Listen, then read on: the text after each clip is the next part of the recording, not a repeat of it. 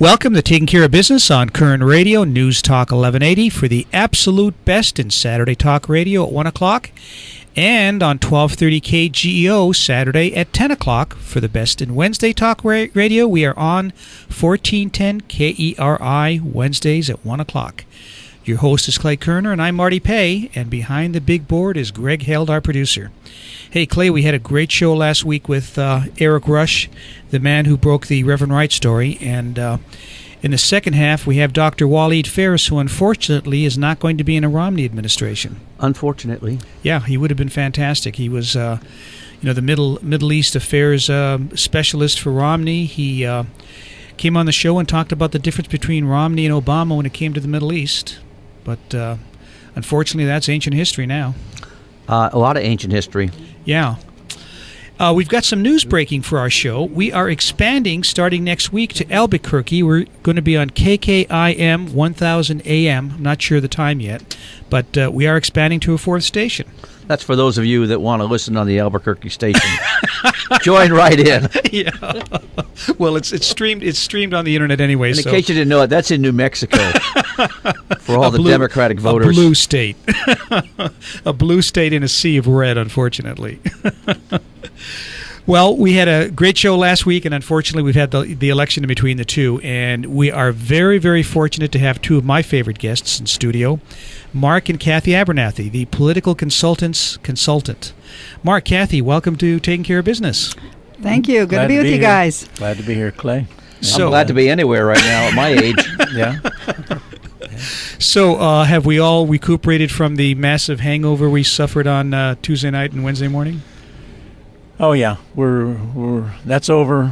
Now we're back on to saving the country again. It's going to be a little bit harder job right now with Obama in his second term, and now he doesn't have to care what he does.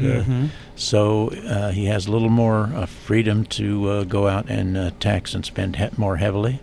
And I don't know, we may see the Reverend Wright become Secretary of Interior or something like that.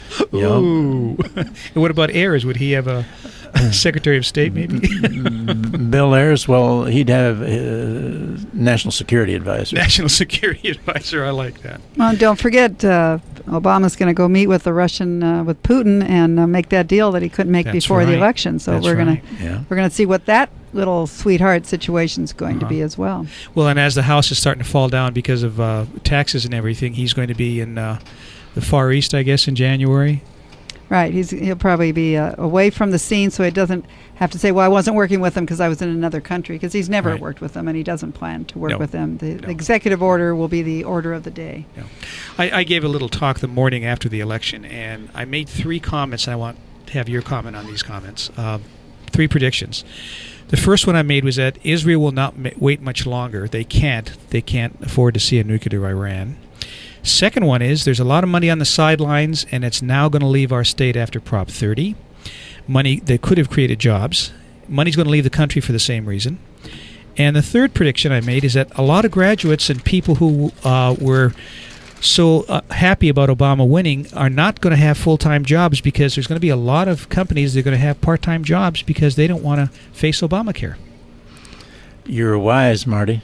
How about that, huh? Right. I think you hit the nail on the head. I'm not sure if the Romney campaign got that message across. Certainly the media didn't present it, but that is very seriously the options. And if you noticed, and when you talk about Israel, what was Obama's acceptance speech on Tuesday night? We have no more wars.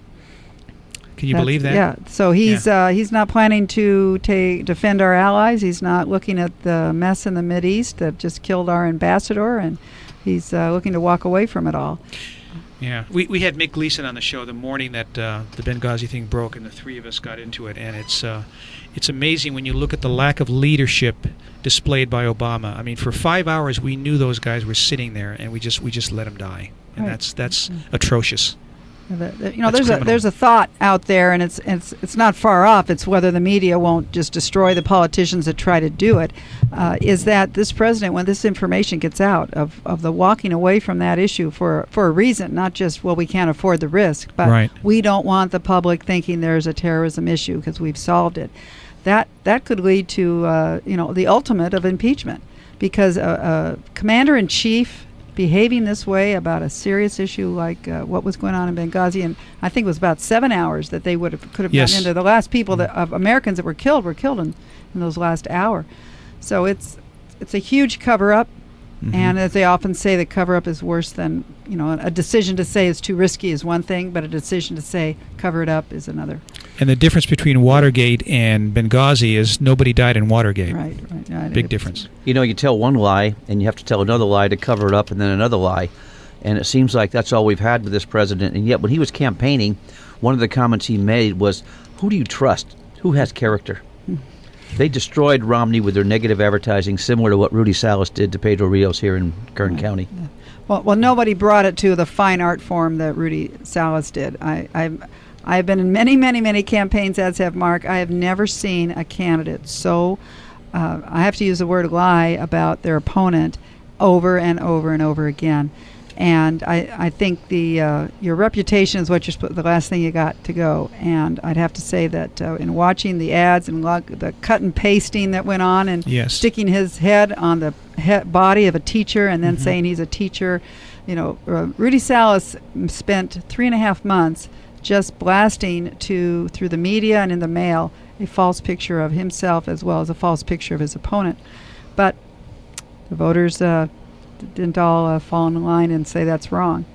This is a direct result of Mr. Perez up in Sacramento, who ran Rudy's campaign from Sacramento. Yeah, it's funny. People talk about a machine. We're talking about the Speaker of the Assembly with 80 Assembly seats. Already had 52 before this election even started.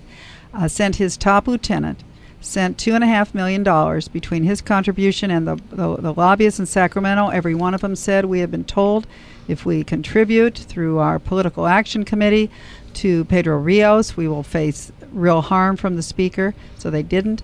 The $2.5 million and a campaign of deception right here in Kern and Kings County. We're having a conversation with political consultants, Mark and Cathy Abernathy. We had the pleasure of having Rudy Salas sitting in that chair, Cathy, that you're in, and we quizzed him pretty heavily about those ads, and he couldn't defend it.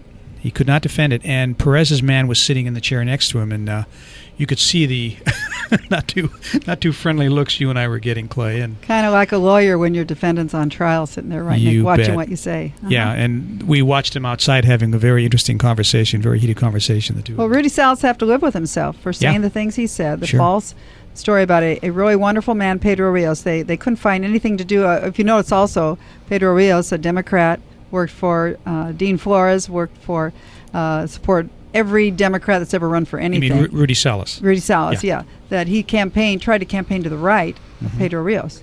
That he was the no more government, less government, more personal responsibility. Well, let's see. The legislature is the whole agenda up there is how to get more government programs, spending more money, taking it from the business owners so they can't hire more, and doling it out through the government. So you say, thank you, sir, for sending me $22 this week. That's the agenda of the legislature, and we'll see what Salas does. Well, he did tell us that Clay and I both on the air that if he did vote that way, we have his permission to have him back in the studio and grill him. He did tell us we could do that. So, and he was going to vote the way Kern County people wanted him to vote, not necessarily the way Perez was going to tell him to vote. But and if you believe that, I've got a bridge in Mojave I'd love to sell you. But like I said, if you go from, they now have 54 Democrats if the counting in Kern County stays the way it's looking. And so it's not so much that he's there. He won't have to vote on anything really tough because they got plenty of votes to cover for him.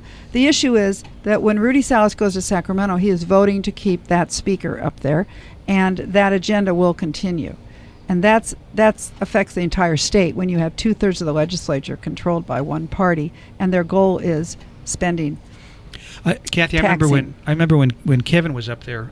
He took me through the assembly hall one day, and he showed me. He says there's a couple Democrats here that need to look more conservative than they are.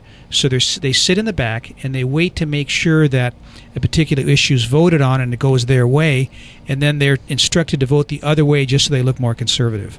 Do you think that's going to happen with 2 or 3 of them? Oh, they'll watch the ones, particularly here, because this is a conservative. This assembly seat, this Kings County and Kern County, Hanford, Delano. These are hardworking families, Hispanics, it's a good district. It's a conservative district. When the final votes are in, and I don't know, Mark, if you've got different information, but I think Romney and Obama are the closest of any district in the state in terms of being a heavily Democrat seat, but conservative.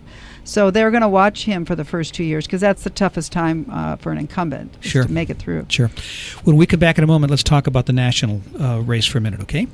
We'll be back in a moment on Taking Care of Business on Koerner Radio, News Talk 1180.